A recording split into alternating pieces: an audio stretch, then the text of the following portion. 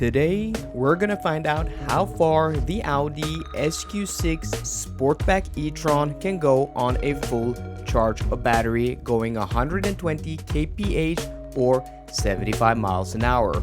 Will the more slippery Sportback shape really yield more range in the real world compared to the normal SUV-shaped SQ6? And how accurate is the route planner at estimating battery percentage at arrival? Are the Germans actually better than the Chinese in this area, as I have claimed many times before? Lastly, how noisy is the SQ6's cabin at speed?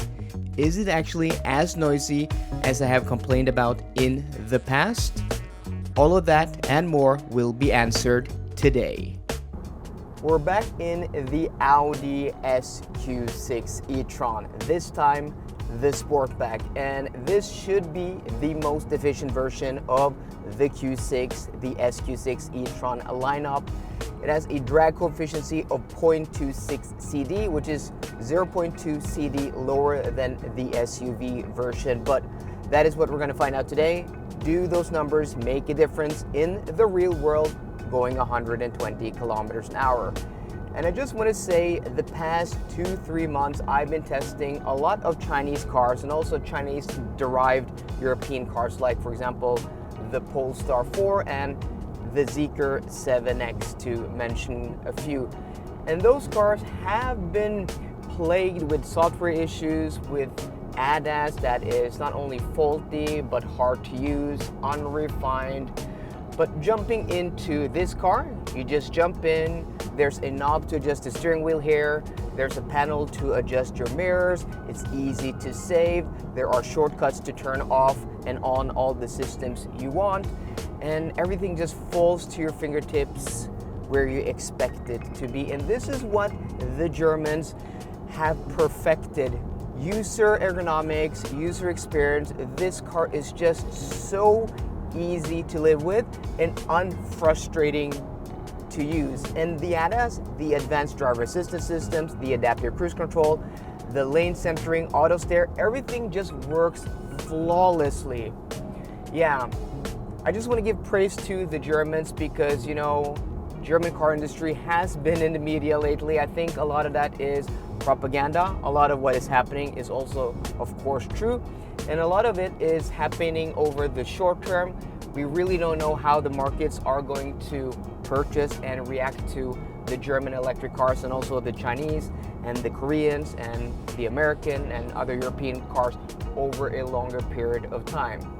But what I can say is that the fundamental product here is great. Yes, I have complained about interior quality and also road noise in this car, which we are going to reveal at the end of the video because I have now finally done road test measurements of this platform, and the results may or may not surprise you. And also a new thing we're doing is that we are testing the route planner accuracy. So when we left, the car said we would arrive with 56% stated charge at the turnaround point, and we'll see what that is once we get there. So after half an hour on the road, average consumption is 22.4 kilowatt hours per 100 kilometers, which I'm hoping is going to drop because I think that is a little bit high for this Sportback model. Conditions pretty nice, 15-16 degrees Celsius outside. We have a crosswind from the west of 2 to 4 meters per second, which shouldn't affect the consumption too much, and also dry roads and partly sunny skies. Okay guys, we're now here at our turnaround point in Moelv, and I'm gonna reveal the battery percentage once we're down in the roundabout, because that's where I put, or the Shell station next to the roundabout is where I put our navigation system too. So our average consumption is now at 22.3 kilowatt hours per 100 kilometers, which has dropped a little bit. And then I'm gonna update you guys once we get down to the roundabout here, because, you know, regenning to almost a stop here will definitely lower the consumption.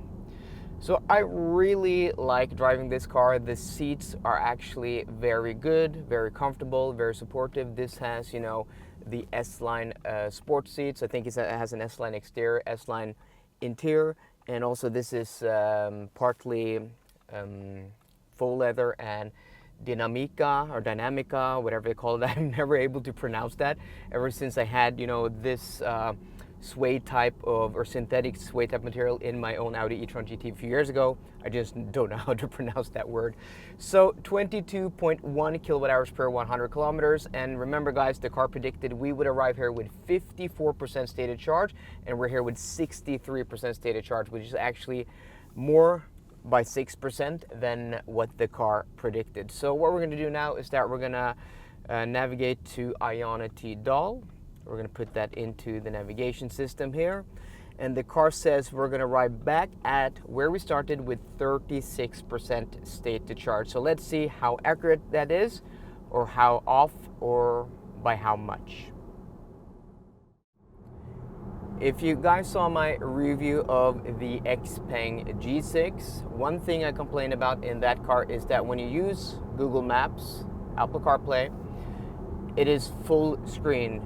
You have your climate on the bottom like here, but it occupies that space. You have to swipe up and then you have to recenter the map. It's just not a good design. This is how you should do it. Here you have it, you know, in this box, but you always have your climate control at the bottom and also your shortcuts here on the left, which is a really good way to do it. And also another thing I just want to mention, you know, regarding the temperature scale in these tests, you know, last year I started separating them into different groups. Today it's going to be warm weather testing, which I think is 15 degrees plus or 14 degrees plus up to like 28 degrees Celsius.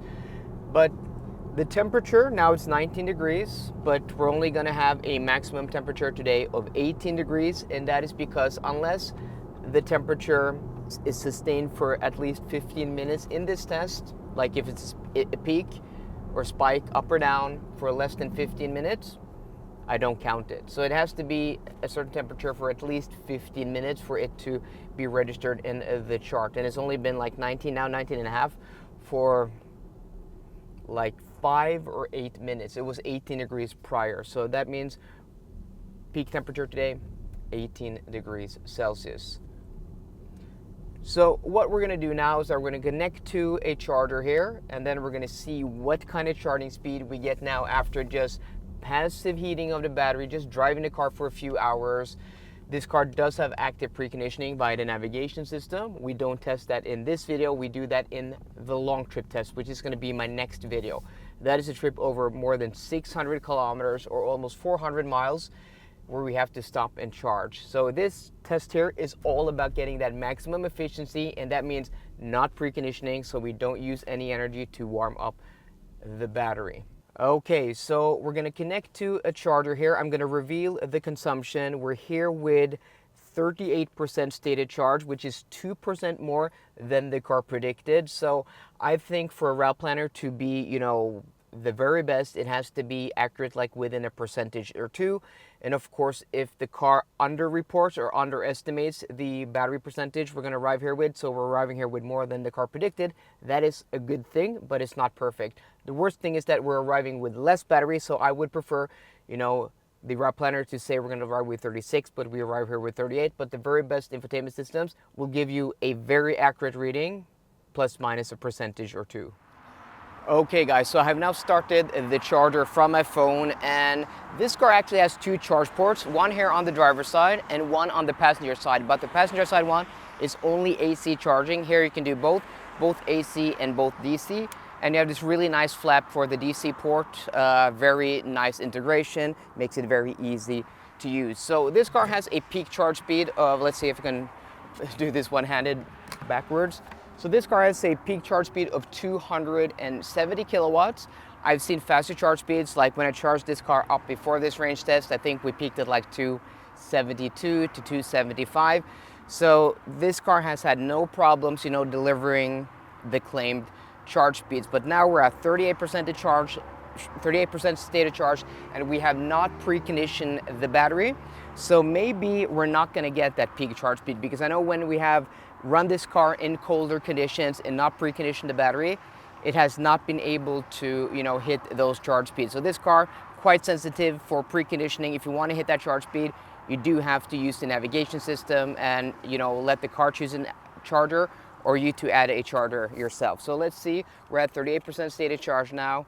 Let's see how high this climbs.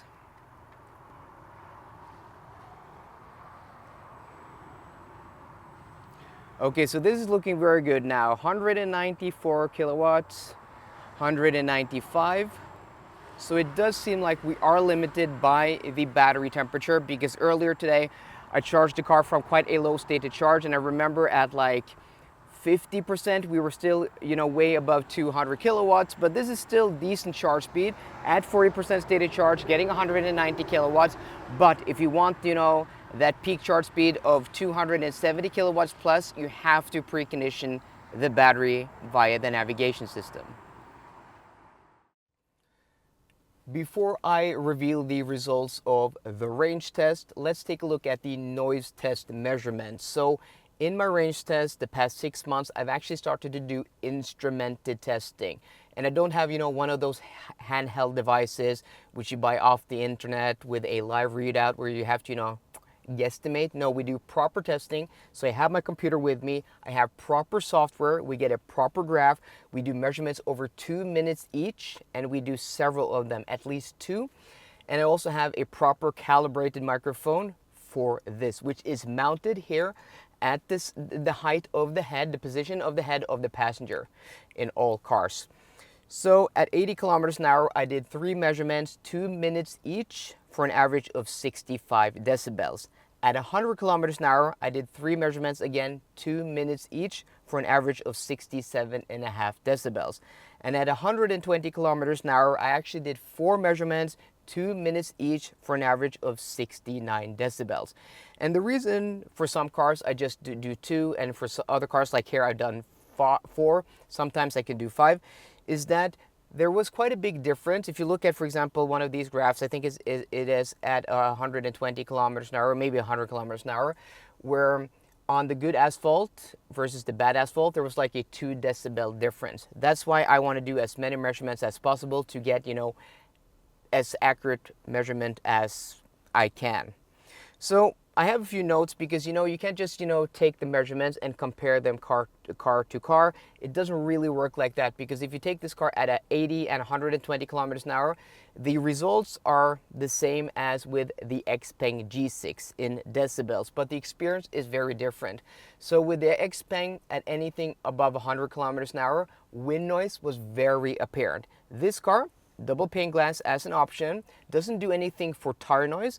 But this car, even at 120 kilometers an hour, wind noise was very, very suppressed. At 80, you can't hear anything. At 100, barely anything. And even at 120 kilometers an hour, it is very, very quiet. So that's why you just can't take those numbers. This car's weakness is that it's the tire noise. This on summer tires now, it's quite noisy, in my opinion, much more noisy than, for example, a Polestar 3 or the Volvo EX90, which I tested recently. That car is superbly quiet, and I think at 120 kilometers an hour, that car measured like 66.5 decibels versus 69, which is quite a big difference. And that car, not sensitive at all, or very little difference in good and bad asphalt.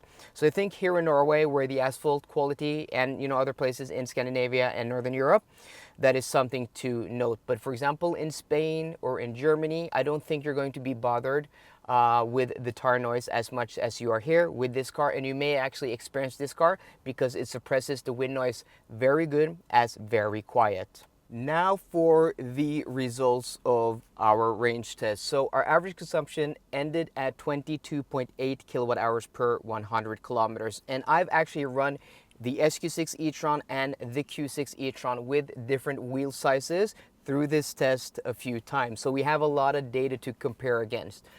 So compared to the SQ6 E-Tron, the normal SUV version I ran last year, the consumption here is lower at 22.8. That car had 23.3 kilowatt hours per 100 kilometers. But it was warmer that day, over 20 degrees Celsius, but that car was on 21-inch wheels. But if we look at the Q6 E-Tron results, the Q6 E-Tron Quattros run on 20-inch wheels and also 19-inch wheels, similar conditions. Maybe some of those days were a little bit colder, but pretty much, same type of conditions.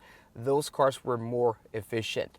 So I don't think it is very apparent or maybe measurable at all the difference in consumption, the Sportback version with lower drag coefficient. I really don't know if we'd have to run the same car or an SUV and a Sportback version side by side to really get valuable or readable measurements of the difference. But with that being said, if we take the battery pack size of this car, 94.9 kilowatt hours, we divide it by the consumption, 22.8 kilowatt hours per 100 kilometers, and then subtract 3% for heat and discharging losses, that gives this car a theoretical range under today's conditions of 403 kilometers, which is okay. We've been able to extract a little bit more out of a Q6 E-Tron with smaller wheels, but I think considering the performance of this car, it's not bad at all. Because if we look at the SQ6 E-Tron I ran last year, that car, 23.3 kilowatt hours per 100 kilometers, managed 395 kilometers of real road range. So not a big difference, but this car looks to be just a little bit more efficient. But I wasn't expecting night and day either. So guys, let me know what you think of the results of the SQ6 E-Tron Sportback. So I hope you enjoyed today's video. If you did, please drop me a thumbs up down below. And for more car content, as always, please subscribe. See you guys later and goodbye.